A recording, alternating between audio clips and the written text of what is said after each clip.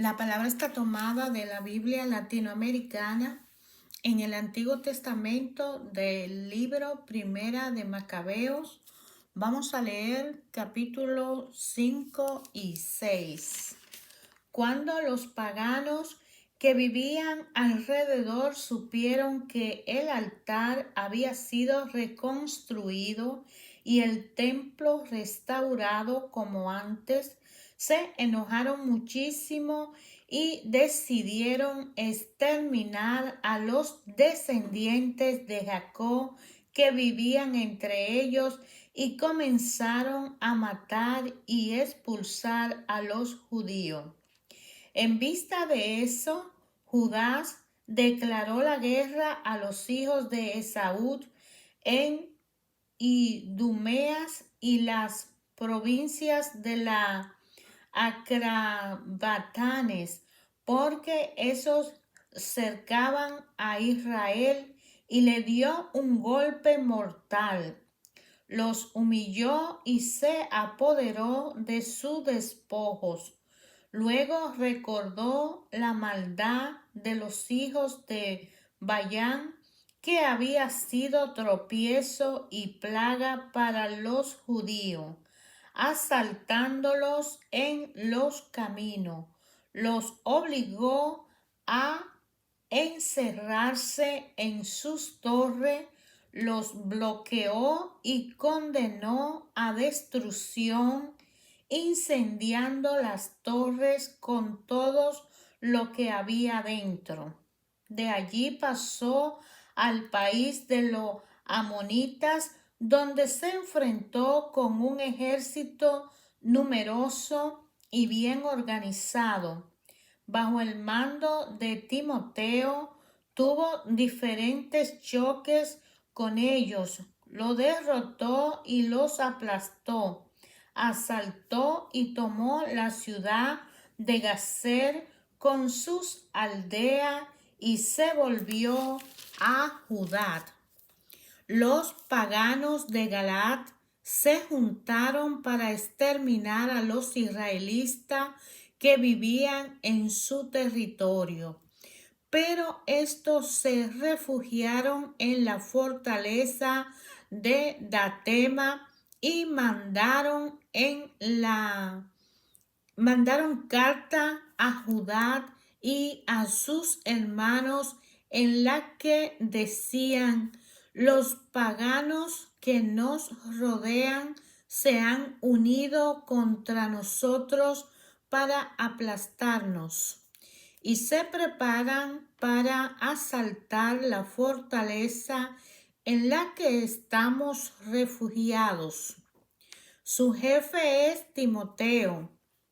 Vengan enseguida a liberarnos de sus manos, que muchos de entre nosotros han muerto ya. Todos nuestros hermanos que vivían en el país de Tod han sido asesinados. Sus mujeres e hijos han sido llevados cautivos, muriendo como 1000 hombres. Estaban leyendo esta carta cuando llegaron de Galilea otros mensajeros que rasgaron su ropa y les transmitieron ese recado. Se han unido los de Tolemaidad, Tiro, Sidón y toda la Galilea de los paganos para acabar con nosotros. Cuando Judas y sus hombres escucharon estas noticias, reunieron una gran asamblea para examinar lo que podían hacer en favor de sus hermanos que estaban en apuros y debían luchar por su vida. Dijo Judá a su hermano Simón: escoge hombre y anda a librar a tus hermanos de Galilea. Yo y mi hermano Jonatán iremos a Galaad. Dejó el resto del ejército bajo el mando de José, hijo de Zacarías, y Azarías, para defender la tierra de Judea. y les dio esta orden: quédense al frente del pueblo, pero no ataquen a los paganos hasta que hayamos regresado. A Simón le dieron 3,000 hombres para la campaña de Galilea y 8,000 a Judá para la de Galaad.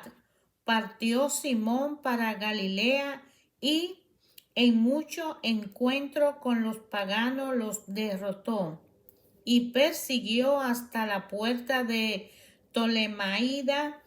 Cayeron unos 3,000 de los paganos y Simón se apoderó de su despojo. Tomó después consigo los judíos que habían en Galilea y en Arbates, como también a sus mujeres e hijos y todo cuanto tenían, y lo llevó a Galilea, a Judea, con gran alegría. Entre tanto, Judas Macabeo y sus hermanos Jonatán pasaron el Jordán y caminaron por el desierto durante 3 días. Allí encontraron a los nabateos, que los recibieron amistosamente y los pusieron al tanto de lo que ocurría a sus hermanos de la región de Galaad. Les dieron la noticia de que muchos de ellos se habían atrincherado en las cercanías de Bozorat, Alemat, Casfor, Maquet y Canaín, todas ciudades fuertes y grandes. Refirieron también que otros estaban atrincherados en otra ciudad de Galaad y que los paganos habían decidido asaltar sus defensas al día siguiente, echar manos de ello y exterminarlo a todo en un solo día. Inmediatamente Judá volvió con su ejército hacia el desierto de Bozorat, ocupó la ciudad, pasó al filo de la espada a todos los hombres, se apoderó del botín y luego incendió la ciudad. Partió de allí por la noche y avanzó hasta las cercanías de la fortaleza. Al llegar el día, los judíos alzaron sus ojos y vieron un ejército innumerable preparando escalas y máquinas para atacar y tomar la fortaleza. Judas comprendió que el asalto había comenzado. De la ciudad un fragor subía hacia el cielo, gritos y toques de trompetas. Entonces dijo a los de su ejército: luchemos hoy por nuestros hermanos. Después repartió sus tropas en 3 grupos que atacaron al enemigo por la espalda, tocando las trompetas y rezando a gritos. Cuando el ejército de Timoteo se dio cuenta de que era el Macabeo, emprendieron la fuga, pero él le dio fuerte golpe y cayeron unos 8,000 enemigos aquel día. De allí pasó Judá a Alemat, la asaltó, la ocupó, mató a todos los varones, se apoderó del botín y luego la incendió, y saliendo de allí se apoderó de Cafor, Maquet y Basor con las demás ciudades de Galaad. Después de estos acontecimientos, Timoteo juntó un nuevo ejército y acampó frente a Radfón, al otro lado del torrente. Judá envió a reconocer el campamento y le trajeron el siguiente informe. Todos los paganos de esta región se han unido a Timoteo, formando un ejército poderoso. Además, contrataron auxiliares árabes y estos acampan al otro lado del torrente preparados para atacarte. Judá, pues, salió a su encuentro. Al ver que Judá se aproximaba al torrente con su ejército, Timoteo dijo a los capitanes de sus tropas: si él pasa primero y viene hacia nosotros, nos atacará con tanto empuje que no podremos resistirle. En cambio, si vacila y acampa al otro lado del río, lo atravesaremos nosotros, iremos a él y lo venceremos. Cuando Judá llegó al borde del torrente, colocó a los oficiales del pueblo a la orilla y le ordenó: no dejen acampar a nadie, sino que todos vayan al combate.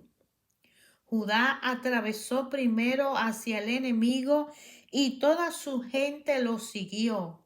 Derrotaron a todos los paganos que abandonaron sus almas y corrieron a buscar refugio en el recinto sagrado de Carnaín.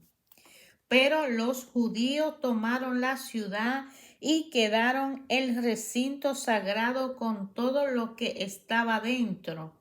Los de Carnaín fueron aplastados y ya nadie pudo resistir a Judá. Judá reunió a todos los israelitas de la región de Galaad, pequeños y grandes, a sus mujeres e hijos y pertenencias, una inmensa muchedumbre, para llevarlo al país de Judea. Llegaron a Efrón, ciudad importante y fuerte, situada en el camino. Necesariamente tenían que pasar por ella, ya que no había posibilidad de desviarse ni a la derecha ni a la izquierda. Pero los habitantes le negaron el paso y bloquearon las entradas con piedra. Judá le envió un mensaje en son de paz, diciéndoles: permítanos atravesar su país para llegar al nuestro. Nadie de nosotros le hará mal alguno, pues se trata solamente de seguir nuestro camino. Pero no quisieron abrirle las puertas. Entonces Judá dio órdenes a su ejército para que cada uno tomara posición en el puesto que le correspondía. La gente de guerra tomó posición y Judá atacó la ciudad todo aquel día y toda la noche hasta que cayó en sus manos. Hizo pasar a filo de espada a todos los varones, arrasó la ciudad y se llevó su despojo. Luego atravesó la ciudad por encima de los cadáveres y llegaron a la gran llanura después de pasar el Jordán frente a Bet-San. Judá fue durante toda la marcha animando al pueblo y recogiendo a los rezagados hasta llegar a la tierra de Judá. Subieron al monte Sión alegre y muy contento y ofrecieron holocausto por haber regresado felizmente y sin haber perdido a ninguno de los suyos. Durante el tiempo que Judá y Jonatán habían salido al país de Galaad, y su hermano Simón acampaba en Galilea frente a Ptolemaida. José, hijo de Zacarías, y Azaría quedaron al frente del ejército. Al conocer la hazaña que aquellos habían realizado, se dijeron: tenemos que ser famosos también nosotros, así que salgamos a pelear contra los paganos que viven más cerca. Dijeron pues: ordene a su ejército de marchar sobre Janías. Pero salió Georgías de la ciudad con sus hombres y los atacó. José y Azaría fueron derrotados y perseguidos hasta la frontera de Judea, y aquel día cayeron cerca de 2000 israelitas. Fue una gran derrota para el pueblo, y esto por no haber escuchado a Judá y sus hermanos y creerse capaces de grandes hazañas. En realidad, no eran los de esos hombres a quienes se le concedió salvar a Israel. El valiente Judá y sus hermanos recibieron grandes honores en Israel, y también se hicieron famosos entre los extranjeros que oyeron hablar de ellos, de manera que muchos venían para felicitarlo. Judá y sus hermanos organizaron una expedición al Neguev para combatir a los hijos de Esaú. Tomó Hebrón y sus aldeas, arrasó sus murallas y prendió fuego a sus torres de defensa. Luego partió en dirección al país de los filisteos y atravesó Marisa. Algunos sacerdotes que querían hacerse lo valiente cayeron aquel día por haber atacado imprudentemente a los enemigos. De allí pasó Judá a Azoto en el país de los filisteos. Derribó su altar, incendió las estatuas de sus dioses, saqueó la ciudad y luego se volvió a Judá. Cuando el rey Antíoco atravesaba las regiones altas de Persia, tuvo noticia de El-Maidad, ciudad célebre por su riqueza de plata y oro. Había en ella un templo extraordinariamente rico, en el cual se guardaban armadura de oro, coraza y armas que allí había dejado el rey macedonio Alejandro, hijo de Filipo, el primer soberano de los griegos.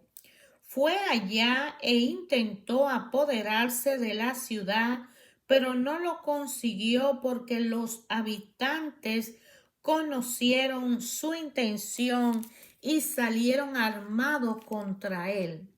Tuvo que huir y se alejó muy amargado para volver a Babilonia.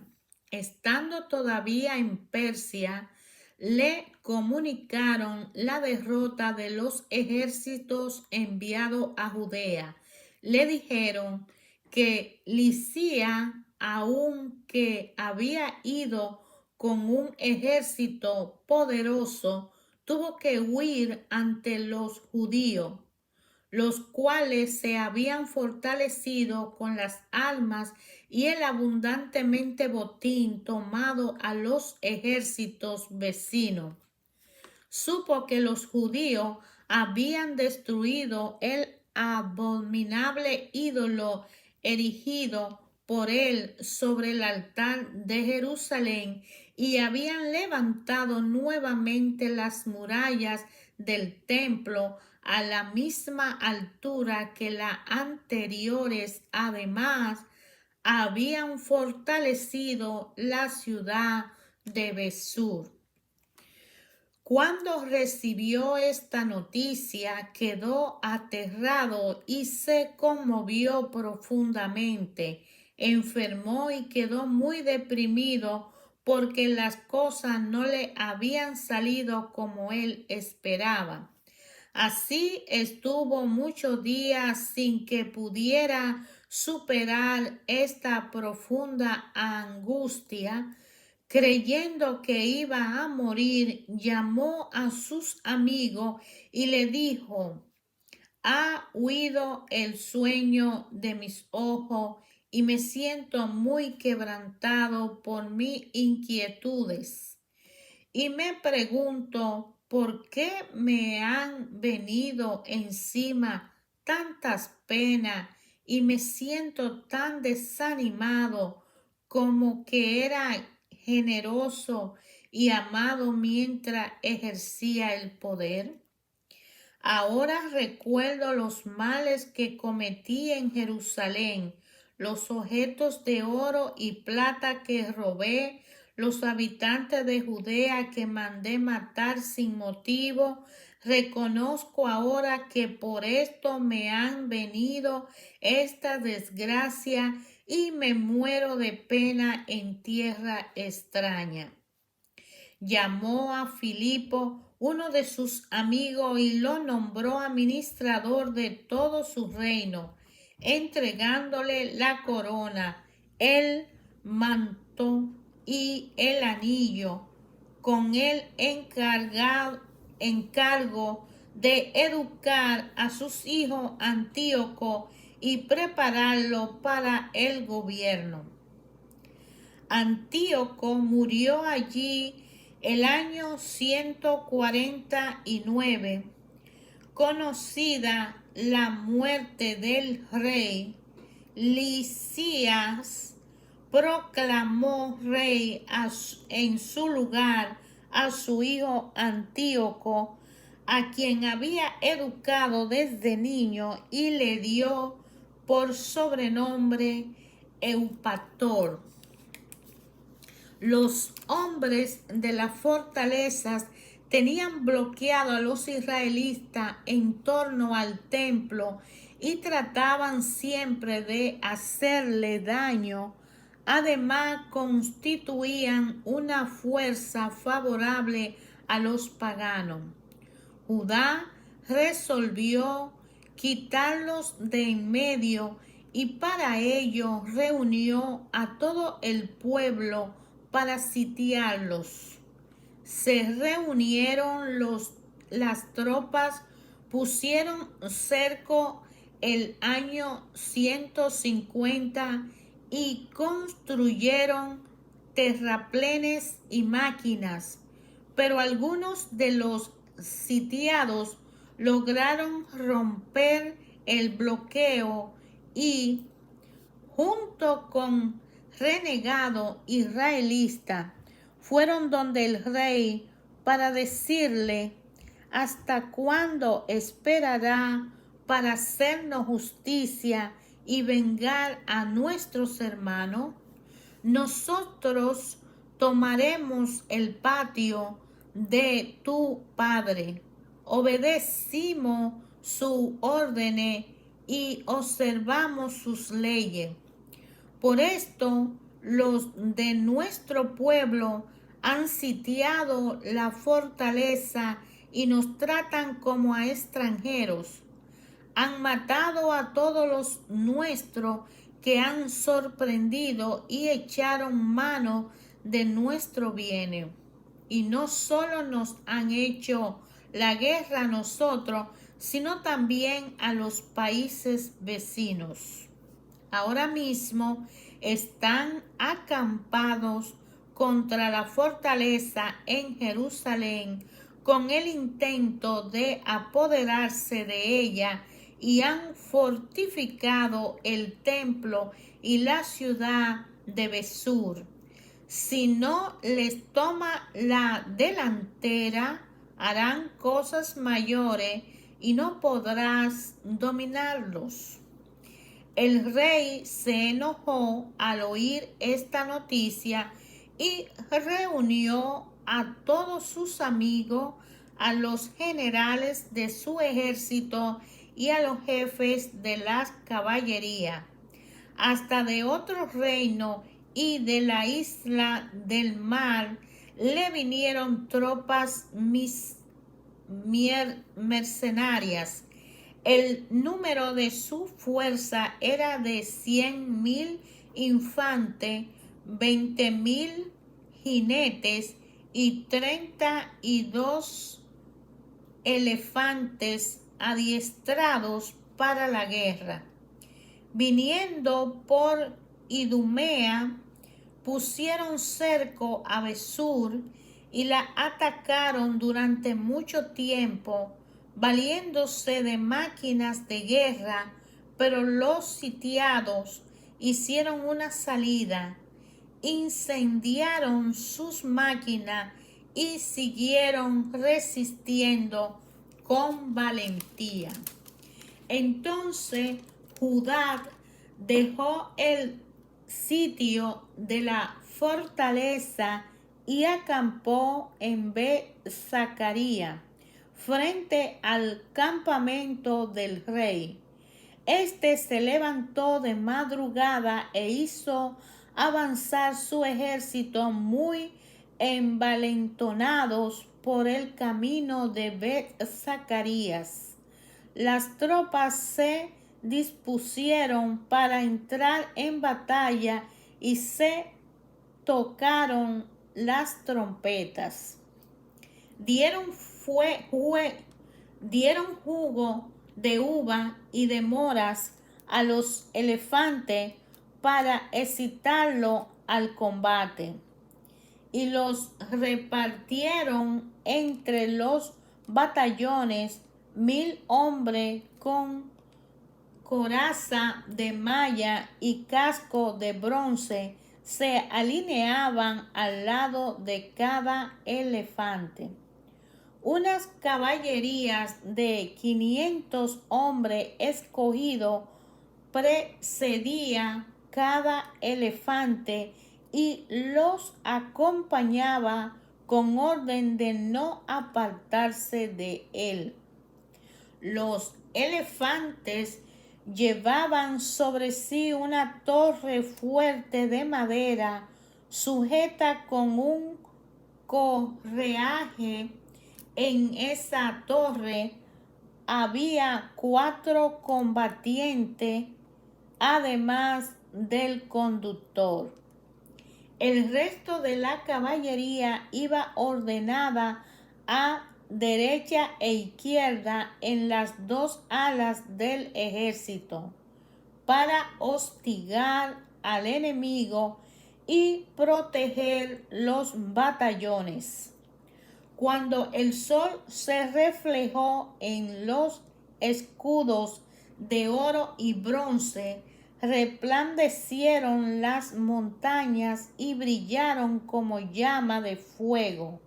Una parte del ejército del rey se desplegó por los cerros y otra en el llano. Todos iban con paso seguro y en buen orden. Los judíos temblaron al oír el estruendo de tal muchedumbre. El marchar de aquella masa y el chocar de sus armas era en verdad un ejército extremadamente grande y poderoso. Judá se acercó con lo suyo para entablar el combate y cayeron unos 600 hombres del ejército del rey. Eleazar, por sobrenombre Abarán, vio una de las bestias protegidas con coraza que superaba a todas las otras y pensó que debía ser la del rey. Se sacrificó para salvar a su pueblo y ganarse una fama eterna. corrió atrevidamente en medio del batallón hacia ese animal, matando a derecha y a izquierda, de tal modo que todos se apartaron. Llegado al elefante, se deslizó debajo de él, le dio un golpe mortal en el vientre. El elefante, al caer, lo aplastó y murió allí mismo. Los judíos, sin embargo, se dieron cuenta de la fuerza tremenda del ejército del rey y de su valentía. Tuvieron, pues, que retirarse. Las tropas del rey subieron a Jerusalén para darle alcance, y el rey dispuso sus campamentos en Judea y en torno al monte Sión.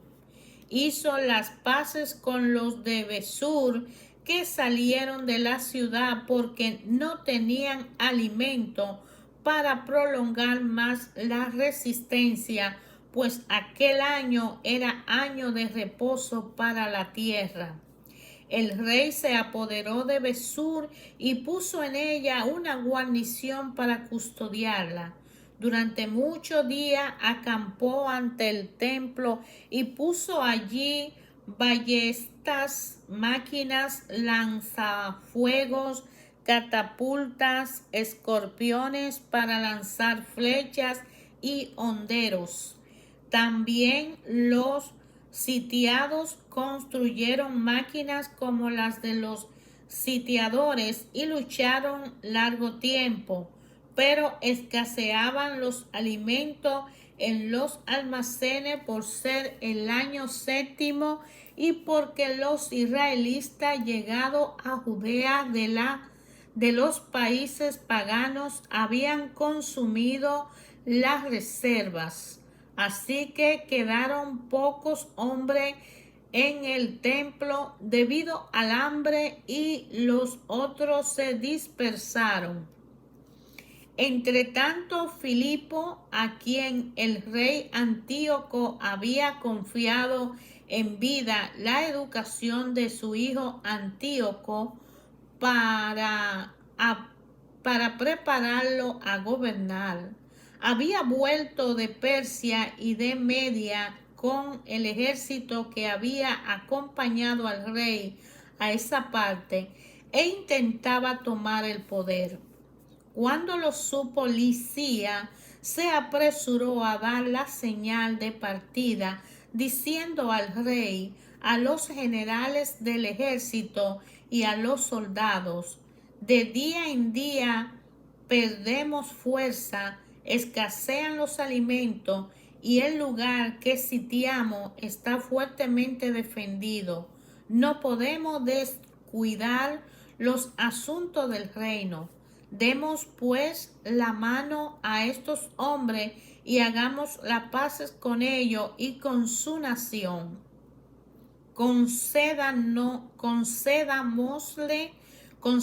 Concedámosles que vivan según su costumbre como antes, ya que todo esto vino porque le suprimimos sus leyes y ellos se han levantado en defensa de ella. Estas palabras agradaron al rey y a los generales, y el rey envió gente para tratar la paz con los judíos, quienes las aceptaron. Cuando el rey y los generales se hubieron comprometido con juramentos, los judíos salieron de la fortaleza. El rey subió al monte Sión y, cuando vio la defensa, quebrantó su juramento y mandó destruir el muro que los cercaba. Luego partió deprisa y volvió a Antioquía, donde encontró a Filipo, dueño de la ciudad, y tuvo que luchar contra él y tomar la ciudad por la fuerza. Hermanos, ayer, hoy, siempre a través de su palabra. Dios Padre habla a nuestros corazones. Padre omnipotente, que a través de Jesucristo nos has dicho que nos ama. Si reconoce que Jesús es el Hijo de Dios y si cree que Jesús es Hijo de Dios y no te da por vencido en medio de la prueba y la tormenta, y con Él hace la lucha del día a día, si guarda los mandamientos, las reglas, las normas, los preceptos que Dios Padre ha mandado a cumplirse desde el inicio del Génesis hasta que en el Apocalipsis aún habla de que aquel que no cumpla sus reglas no lo ama, no lo conoce y no cree en él. Pero si guarda los mandamientos, si vive por la fe, puede estar seguro, hermanos, hermanas, que tiene una victoria garantizada. De manera que esto es fe. Esto es fe, esto no es discutir, esto no es buscar una lógica, esto es cuestión de tener una fe para que la palabra de Dios hable ayer, hoy y siempre a nuestros corazones. Es cuestión de tener una fe por esa palabra, por ese Padre, por ese Espíritu Santo, por ese Hijo Jesucristo, que dijo que estará contigo hasta el fin del mundo. Eso es por fe. Si tú amas a Jesucristo, si tú lo reconoces como Hijo de Dios y tú crees en Él y tú cumples las reglas, Jesucristo estará contigo en los momentos más difíciles. En medio de la tormenta tú sentirás una calma. En medio de las circunstancias difíciles tú tendrás paz. En medio de las cosas insoportables tú tendrás esperanza. Y sabe, si crees en Dios, si crees en Jesucristo y crees en ese Espíritu Santo, que todo va a pasar. Y los hijos de Dios no tienen sufrimiento, ni tienen pruebas difíciles. Los hijos de Dios tienen un proceso de purificación, que son aquellas limitaciones que nos cuesta alcanzar para ver la luz y que la luz nos vea y estar, como diríamos, en paz. No siempre todos los hijos de Dios necesitan ser purificados, pasar por un proceso de purificación, porque esa es la medida con la cual Dios nos moldea a su voluntad para que el propósito de Él se cumpla en cada uno de nosotros. Te invito a leer la palabra de Dios, a descubrir en tu corazón qué te dice a ti la palabra de Dios cuando tú la lees, hermano.